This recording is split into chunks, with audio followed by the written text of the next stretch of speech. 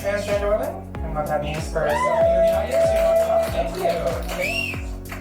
Great to have that and not just faggot girl that man all the time. We're a progressive crowd. I like this. For those of you who need a little clarification, that means that yes, although I was born with a penis between my legs, I am now very proud to announce that I have a penis between my butt cheeks.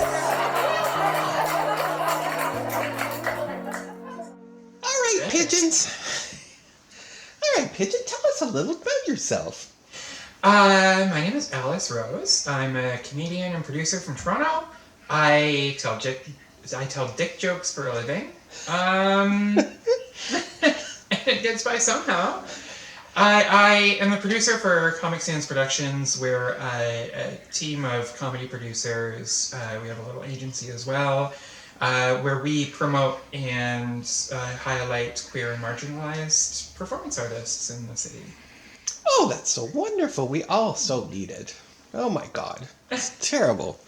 Do you find that there's definitely a struggle for those from the marginalized LGBT community?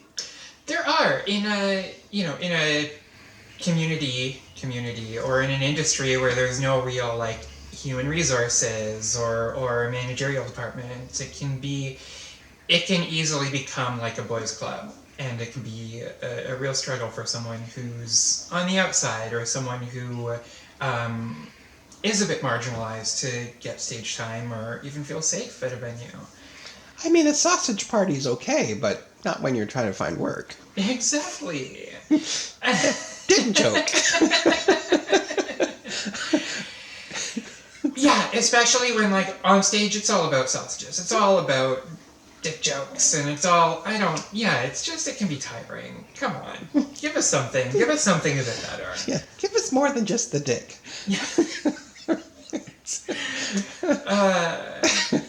We want the whole thing.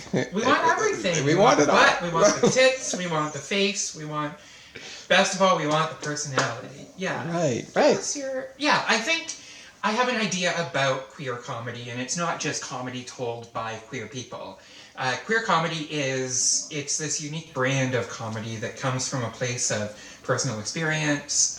It comes from a place of intimate exploration of your life and giving a diverse perspective and unique perspective to people, to audiences everywhere, and not just being a straight middle-aged white dude talking about how much he hates his wife and how hard it is being a father. Like, we want to hear more. We want to see more perspectives. And I think that's where queer comedy is special. It's a performance art.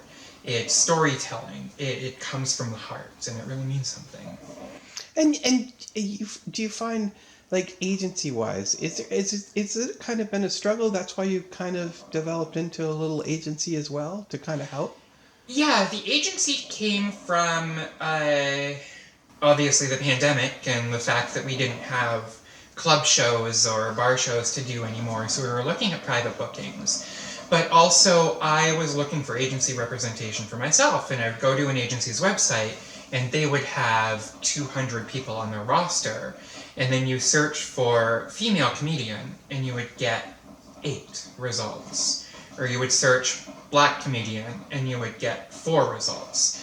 So there is a really big underrepresentation.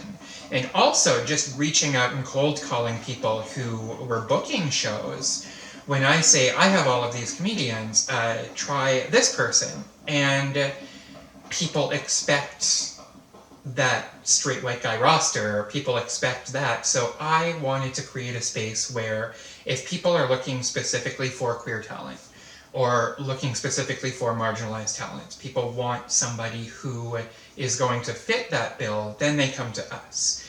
If they want any random Joe comic, they're going to go to Yuck Yucks, they're going to go wherever they need to go, but if they want something different, then they're going to come to us. And then that helps us build a client base of people who want what we have to offer. And then that means that we are sending our talent to private gigs and corporate gigs where people are anticipating that. and they're not going to be made to feel uncomfortable, or they're not going to be like, oh, you're there's less of a chance of being misgendered, or like, oh, what did we sign up for, because they know what they're looking for.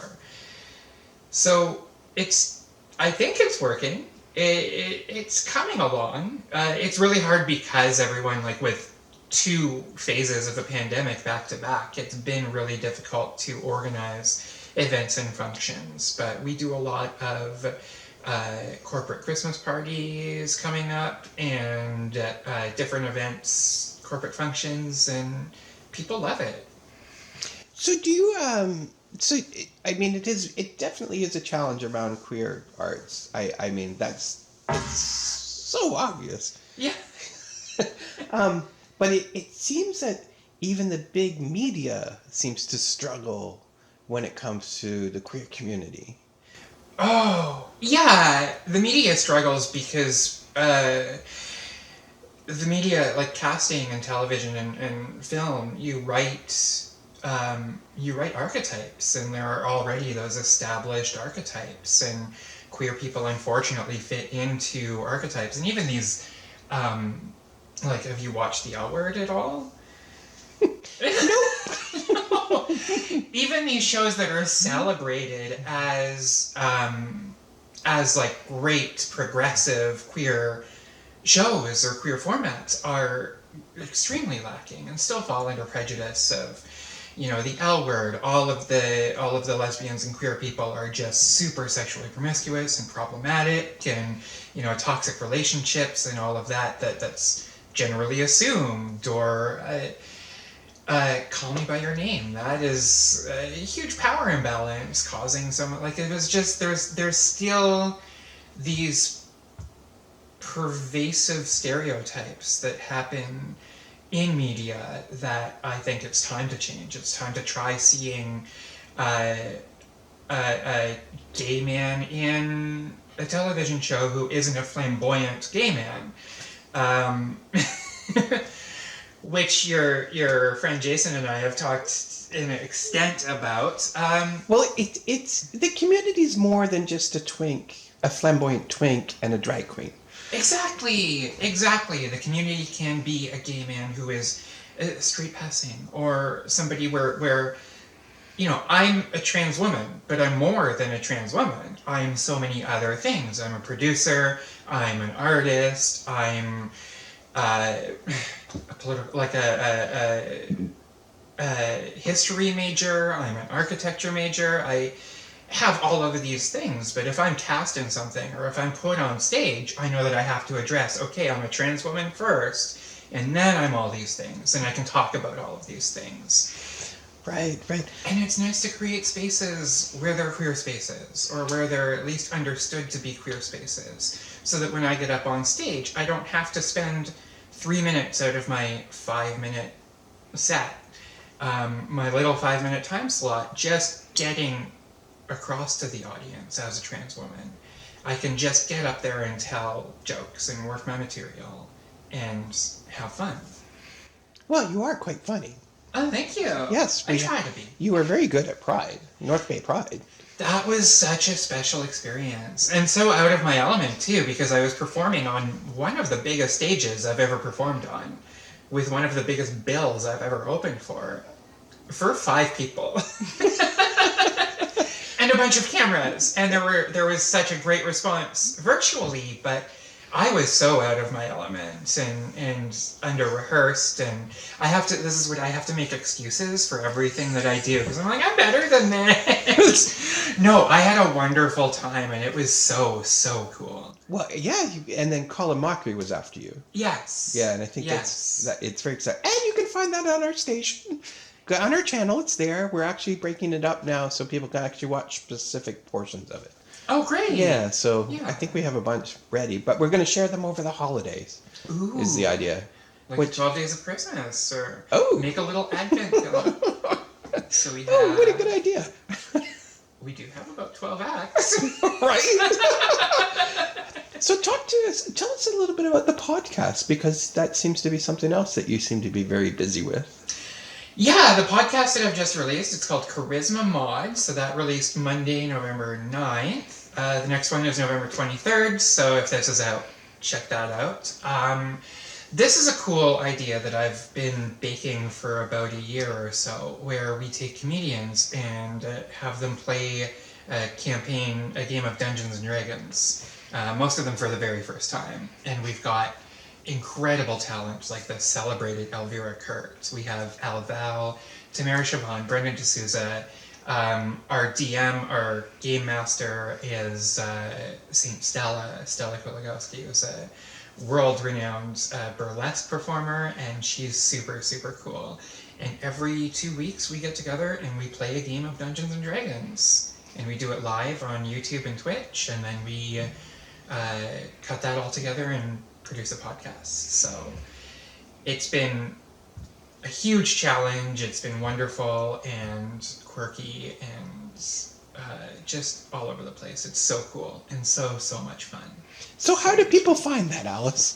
You can actually, if you subscribe to Charisma Modcast on YouTube, you have a chance to win one of 3 prize packs. So Charisma Modcast.